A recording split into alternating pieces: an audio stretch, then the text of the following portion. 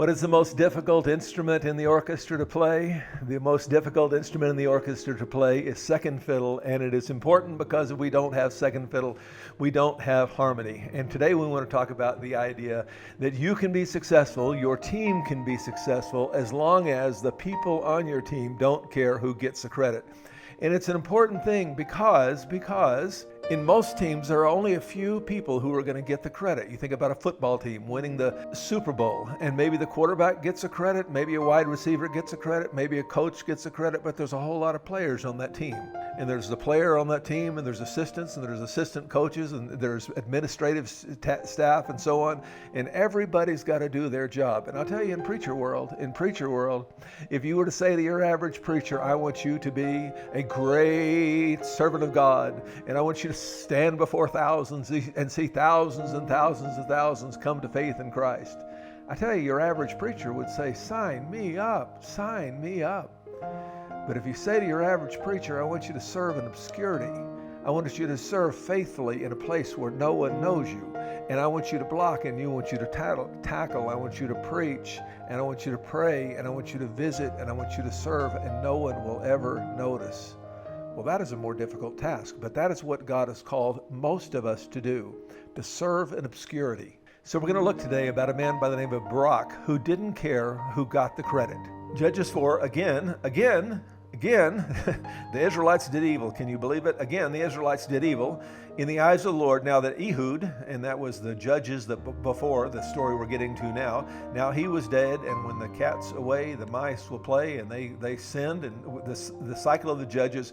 If you Google cycle of the judges, you'll see some slightly different graphics that'll come up. I like this one because it's short and they all begin with S. But we start with our verse today in sin. They begin to sin. And by the way, we're around 1250 BC, and that's a good thing to remind your people of because most people know the stories of the Bible, but they don't know the story of the Bible. We want to remind our people of how the whole thing fits together. Verse 2, so the Lord sold them into the hands of Jabin, king of Canaan, who reigned in Hazor. Let me tell you a little feature of much of the Bible, by the way, that makes it a little bit hard to understand, but really helps us when we try to study it. And that is, the Bible is a little bit like someone was going to tell you a story about something that happened at Walmart. And he tells the story this way. I was going to Walmart. Well, on my way to Walmart, I had to stop and get gas. So when I got gas, they had those candy bars. My mother used to love those candy bars. I miss my mother.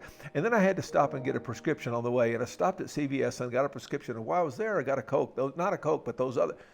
And after a while, you think, what is the story is? In other words, some people tell a story that there's so much detail you get lost in the detail. A good story has enough detail. It has enough detail that you can kind of picture what's going on, but not so much as to confuse you. Now, the Bible, it looks like, has too much detail. But if you study the Bible, this detail actually helps us to put the whole thing together. But as you read, you have to kind of look for what is the extraneous detail, what is the clutter, if I could say that respectfully, in the story, and what is the central part of the story. There's 4 characters in the story that I want us to pay attention to. There's a political leader and a military leader, and there's a leader in Israel, and there's a leader in Canaan. And we're introduced here to the political leader in Canaan. He's introduced here as Jabin, king of Canaan, who reigned in Hazor. And a little later, he'll be described as king of Hazor. But you see here, this little detail that shows up here helps us to understand what they mean by king of Hazor. It'd be a little bit like if someone here in New Mexico was either called the king of Albuquerque or king of New Mexico. In either case, they're ruling over this region.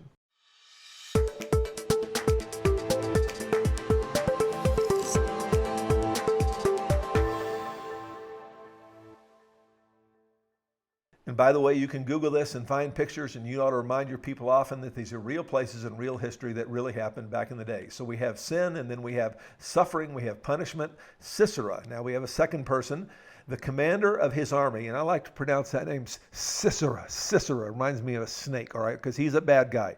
And that pronunciation, Sisera, will remind me that he is the military leader of the bad guys, all right? Sisera, the commander of his army, was based in Harosheth Hagoyim.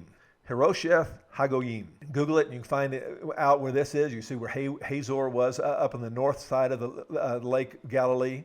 because he had 900 chariots. And I read one commentary that said this was like the smart bombs and the drones of their day. This was the advanced weaponry of their day. 900 chariots fitted with iron, and had cruelly oppressed the Israelites for 20 years. Finally, after 20 years, they cried out to the Lord for help. So now we're in that third phase, down in supplication. They have sinned. God sent punishment. Now they're crying out to God. Now Deborah, without any introduction, in a world dominated by male leaders, we're introduced to a female leader here without a lot of explanation. Deborah was a prophet, the wife of Lapodith, was leading Israel at that time, and some translates it has it was judging Israel at this time. Now, these judges were generally speaking military leaders, although in the case of Deborah, she actually did some judging, and we see that in the next verse.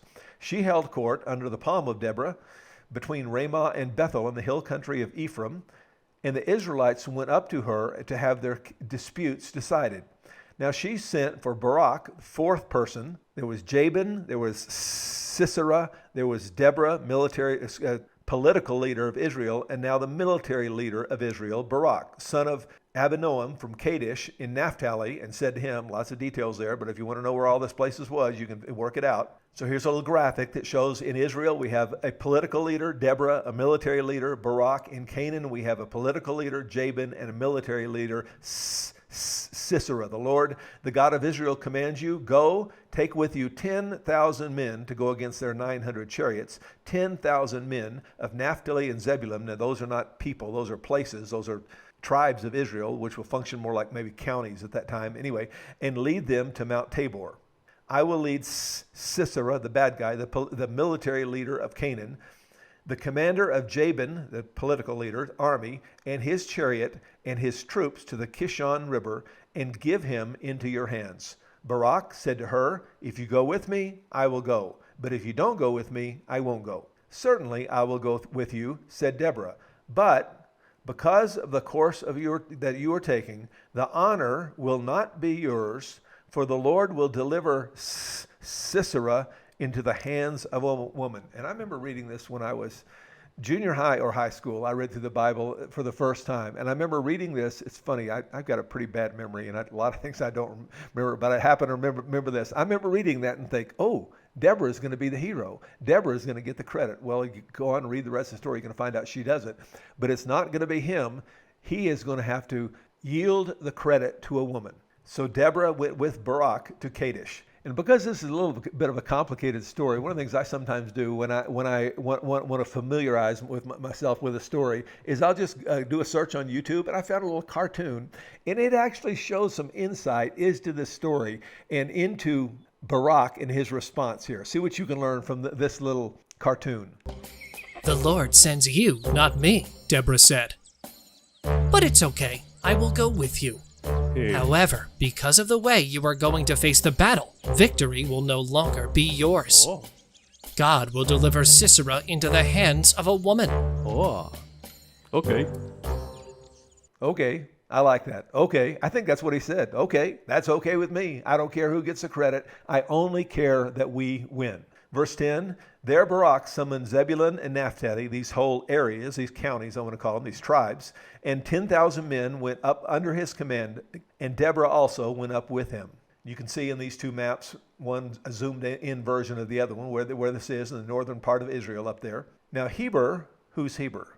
Well, we haven't actually been introduced to Heber, and we're not told a lot. It seems to kind of come in out of the blue. But Heber, the Canaanite, and it's going to show up later, the Canaanite had left the other Kenites, the descendants of Hobab, Moses' brother-in-law, and pitched his tent by the great tree in Zaananim near Kadesh. When they told Sisera that Barak, son of Abinoam, had gone to Mount Tabor, Sisera summoned from Heroshish Hagoyim to the Kishon River all his men and his 900 chariots fitted with iron. Then Deborah said to Barak, go, this is the day the Lord has given Sisera into your hands. Has not the Lord gone ahead of you? So Barak went down to Mount Tabor with 10,000 men following him. At Barak's advance, the Lord routed Sisera and all the chariots of army by the sword, and Sisera got down from the chariot, and he fled on foot. Barak pursued the chariots and army as far as Heroshish Hagoyim, and all Sisera's troops fell by the sword. Not a single man was left, except Sisera, meanwhile, fled on foot to the tent of Jael, the wife of Heber. Do you remember a moment ago I said put a pin in that guy Heber? Well, here his wife is. So we come to Heber's tent, and Jael, his wife, is there, the Canaanite, because there was an alliance between Jabin, king of Hazor, and the family of Heber, the Canaanite. And here is a strange situation where a husband and wife do not agree, because Heber was on the bad guy's side, but Jael, the wife, was on the good guy's side. Jael went to meet Sisera and said to him, "Come, my lord," this tender little motherly statement here, "Come, my lord, come right in, don't be afraid." So he entered her tent, and she covered him with a blankie. "I'm thirsty," he said. "Please give me some water." She opened a skin of milk. I don't know why she gave him milk. He asked for water. She gave him milk. I have no idea. Didn't find any commentators that said, and I don't see that it matters. But anyway, she gave him some milk, gave him some drink, and she covered him up with a blankie. Doesn't actually say banky there, as you can see. "Stand in the doorway of the tent," he told her, as he's nodding off to sleep. "If anyone comes by and asks you, 'Is anyone there?' you say, 'No.'" But Jael, Heber's wife, picked up a tent peg and a hammer and went quietly to him while he lay fast asleep, exhausted. She drove the peg through his temple into the ground, and he died. So he's laying there. She drives this peg through the temple. It comes out maybe the other temple. And in case you didn't missed it, in case you didn't understand it, this killed him. Curiously, there's a famous story that comes up in psychology about Phineas Gage, and he was a railroad worker, that he was pounding a metal rod into the ground to compress some gunpowder, and the gunpowder exploded. And the rod came through his head about here and out the middle of his head, and unbelievably, he lived through it. And it was kind of a study of psychology, because it did change his personality quite a bit. But in this case, Sisera died. Just then Barak came by in pursuit of Sisera, and Jael went to meet him. "Come," she said, "I will show you the man you're looking for." So he went up in with her, and there lay Sisera with the tent peg through his temple, and in case you didn't notice, he was in fact dead.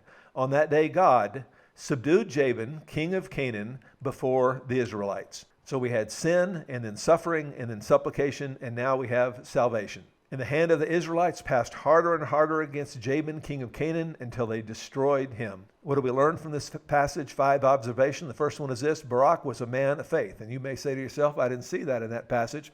When we study Scripture, we ought to often ask the question, what does this passage say? And then ask the question, what else does the Bible say? The Bible is an excellent commentary on the Bible. If you do a search for the word Barak, you will find that he shows up in Hebrews. This is the faith chapter, 11:32.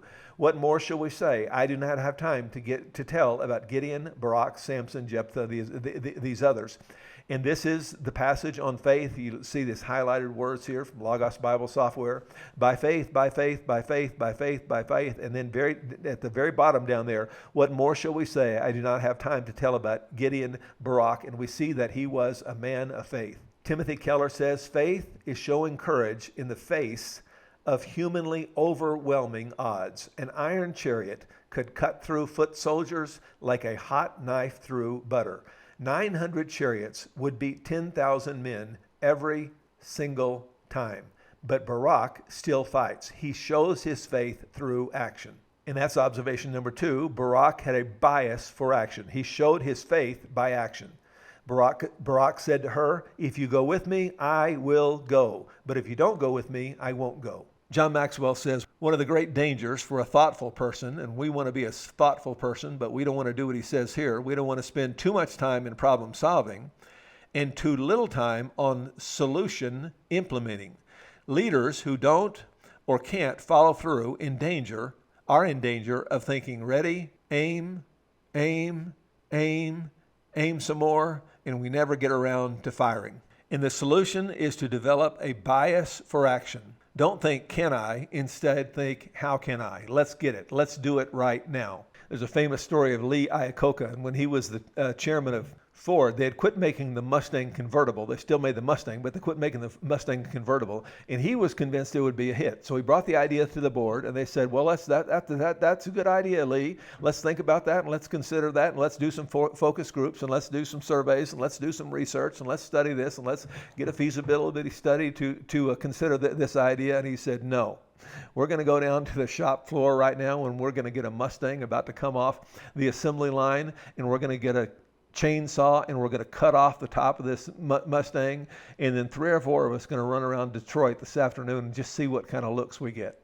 And they got some pretty positive feedback from that little experiment, and they brought back the Mustang convertible because Lee Iacocca was a man of action. And Barak was not only showed faith in action, but showed faith in instant obedience, in instant action. Then Deborah said to Barak, "Go, this is the day. This day the Lord has given Sisera into your hands. Don't wait till tomorrow. This day the Lord has given Sisera into your hands. Has not the Lord gone ahead of you?" So Barak went, and the idea is he went that very day. The measure of a man's faith is shown in part in how long it is between when God says go and when the person goes. It's a classic story of Abraham where God has called him to take Isaac up on the mountain and offer him as a sacrifice. And early in that chapter, Genesis 22, we read, early the next morning. I believe for me, if I had the courage to do it at all, I would have dilly-dallied all morning long. And maybe my mid-afternoon, I'd have gone with it. But it speaks well of Abraham that early the next morning, he was a man of instant obedience. Adrian Rogers says, I'm talking about immediate obedience. Do you know that procrastination is a form of sin? When God speaks to you, do you know that procrastination is a form of sin? Is there anything you're procrastinating about that God has spoken to you about that you're going to get around to it when you get around to it and you never get around to it? Brian Tracy wrote this best-selling book called Eat the Frog, and the whole idea is if you've got 10 things to do and one is ugly like an ugly frog, eat that ugly frog first. Get it out of the way. Sometimes I find myself saying to myself, I do not feel like doing that. And I've caught myself recently thinking, you know what? I'm never going to feel like doing that. Let's just eat that frog right now. Let's just do it right now. Haggai 1:2 says, this is what the Lord Almighty says. These people say, the time has not yet come to rebuild the Lord's house. We're going to do it. We're going to get around. We're just not going to do it right now. There's a famous old mythical preacher story about the devil and his demons, and they're strategizing about how they can tempt mankind. And one says we'll do it through materialism, and another says we'll do it through sexuality, and so on. And then a third one comes forward and said, Mr. Devil, I have an idea. Let's tempt the people with righteousness.